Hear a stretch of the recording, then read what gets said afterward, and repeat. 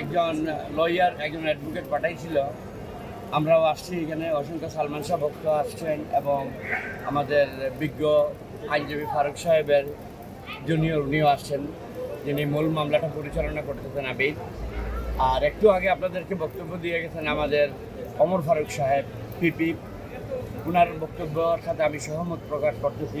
আপনাদেরকে আমি একটা জিনিস দেখাই যেটা সারা দেশের মানুষ জানুক, জানি না আপনাদের ক্যামেরায় আসবে কিনা না, আপনারা এই জিনিসটা প্রকাশ করুন। শাকিলি কিবরিয়া, শাকিলি রাখো, বুকে ধরেন, শাকিলি কিবরিয়া মামুন, নীলা চৌধুরীকে বলো সালমান শাহ মৃত্যু নিয়ে বাড়াবাড়ি না করতে, তা না হলে আমরা যেভাবে সালমান শাহকে হত্যা করেছি সেভাবে শাহরানকে হত্যা করব।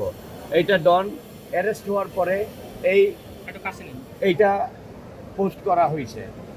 যার জন্য সালমান শাহ ভক্ত, সালমান শাহ পরিবার, সালমান শাহ অ্যাটর্নিরা আমরা কেউই নিরাপদ বোধ করছি না। আপনাদেরকে জানাই দিলাম, আপনারা জানাই দেন যেন ডন সহ আরও যারা আছে, সামিরা আছে, ডলি আছে, মনোহরা আছে, আবুল আছে, অতি শীঘ্র যেন তাদেরকে গ্রেফতার করে আইনের আওতায় আনা হয়। আপনাদেরকে ধন্যবাদ, সবাই ভালো থাকবেন, সুন্দর থাকবেন। মামা, এই যে একটা হত্যা হুমকি দিল, জানি না, এটা তো আমাদের সেক্ষেত্রে আপনারা জার্নালিস্ট, আপনারা পাপারাজি, আপনারা খুঁজে বের করুন, আপনারা পুলিশকে বলুন যে এই লোকটাকে। আচ্ছা, আপনারা কি কোন সাধারণ ডায়েরি করছেন কিনা এই বিষয়টা যে হত্যার হুমকি আসছে আপনাদের? আমরা আজকে যাচ্ছি রমনা থানায়, এটা নিয়ে এটা সাধারণ ডায়েরি করার জন্য যাচ্ছি। এটা মামুনের টেলিফোনে দেওয়া হয়েছে, মামুন করছে কিনা না আমার জানা না। মামুন করছে না, এখনো করে নাই। আজকে আমরা যাব ইনশাআল্লাহ।